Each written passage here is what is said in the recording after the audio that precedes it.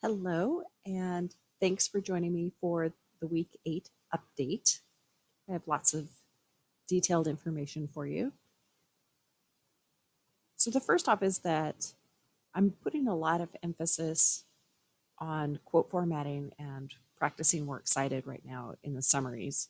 It's not because that's necessarily the most important part of creating a summary of a source, because really the information that you're providing is the most important part. But I'm emphasizing the formatting because that's one of the major outcomes for this class. And I'd rather we practice it, a lot right now and iron it out so you don't keep repeating mistakes. I know it's very fiddly, but with practice, you're going to get it. Please look at the comments I left on summary 2.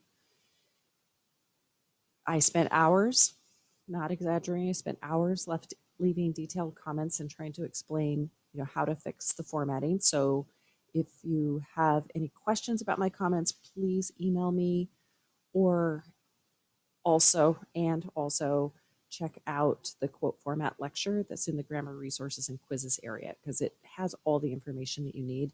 And often going back to a lecture multiple times will help you figure it out. You'll see new things each time. So even if you've looked at that lecture once, give it another go. Congratulations to the 9 people who got a bonus point for perfect formatting. Excellent job. For summary 3, if you make a mistake in your quote formatting, it will need to be revised. You'll get a 1 to show that it's incomplete, and you'll need to come back at it again. You will be getting +1 points for an attempted works cited entry. Some of you already did that and earned that secret Easter egg bonus point last week, but it's again open and official. I will also be offering +2 for a perfect works cited entry, so give it a go. Oh, and that includes doing the date of access, which often is not included in citation machine entries. So be careful with that part. On your thesis drafts, I did leave comments. Oftentimes it was like, both of these options look great, but other times I did leave some wording suggestions, or letting you know what my preference was for probably, how easy it would be to use one thesis or the other. I left the comments individually in my grades, not in discussion board. So you can find them there. Again, let me know if you have any questions. I've decided to reopen all the grammar quizzes, and you are able to take them late for half credit. I think as much as I value, us trying to keep on schedule and getting things done on time, I think it's more important that you go back and review those grammar lessons you may have missed, because it's ultimately going to be really beneficial for your writing. All right, let's talk about the reading discussion board, part 2. So in week 7, you went into discussion board and you posted source information that was either for the idea of free college, against the idea of free college, or gave information on funding options. This week, you're going to go in and you're going to be responding to those. Now, there's a whole section on the strategies for how to respond in an academic discussion, and we're going to go over those in a second. But what you are looking at essentially is a 100 to 200 word response. You're welcome to pull quotation, to quote from the posts that you're responding to, but that the quotation will not count towards your word requirement. You're posting it in discussion board in response to whichever idea you are responding to. And the hints that we've given you this week are that you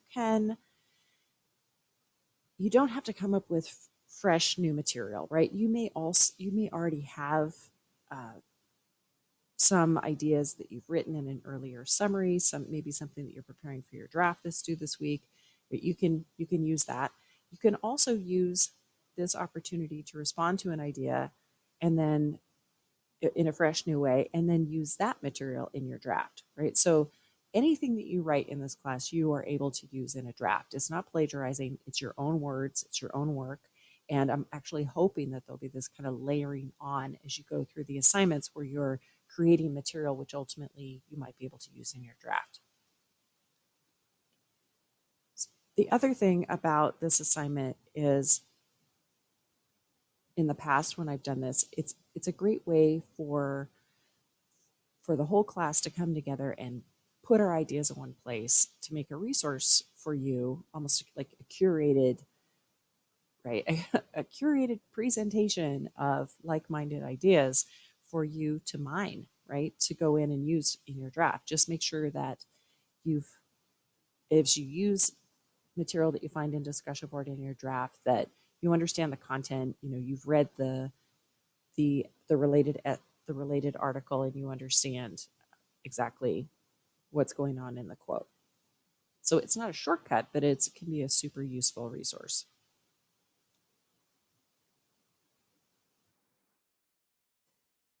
I want to go over a few of the ideas for strategies for joining a discussion.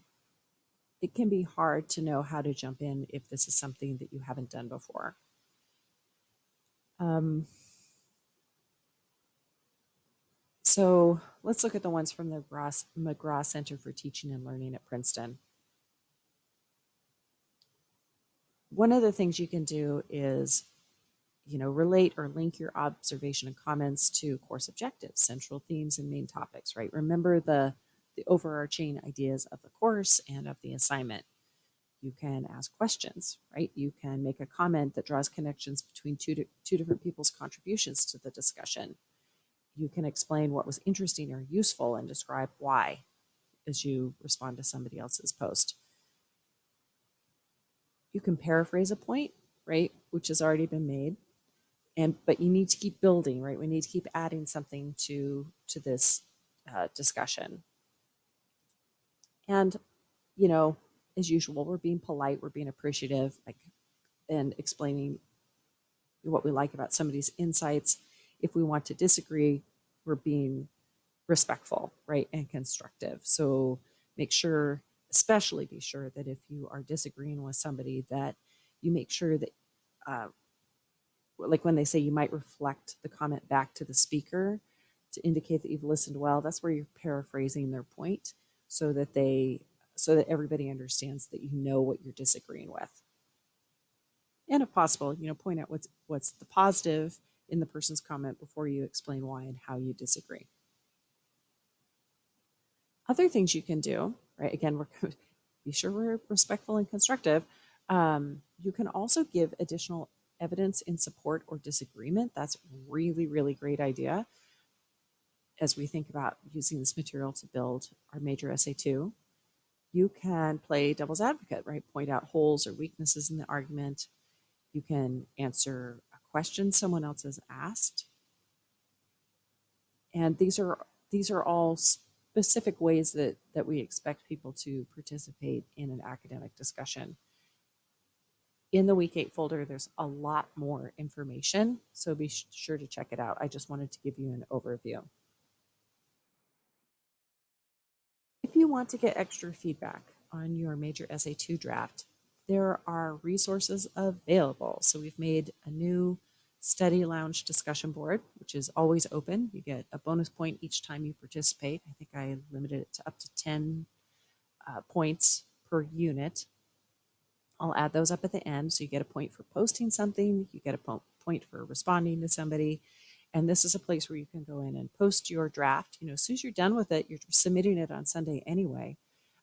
So go in and post it to the Study Lounge discussion board, ask for a peer review, and give somebody else a peer review. So it's a win-win. You can also email your draft to our embedded tutor, and even though she won't be able to get back to you on the weekend, you can still submit it as soon as you post it. Pardon me, to discussion board. So she'll get back to you, in week 9 and give you some really useful feedback. And you get plus 10 points at the end of the unit if you have participated in an email consultation with Tatiana. So totally go for it. And it looks like I've misspelled her name. So my apologies, Tatiana. You can always come by office hours and talk about your assignment, visit with me. I'm happy to set up a meeting for an additional time as well. I'm here for you. Have a great quote from Stephen King today as our last thought on writing. The scariest moment is always just before you start. After that, things can only get better. And he's a guy who knows about scary.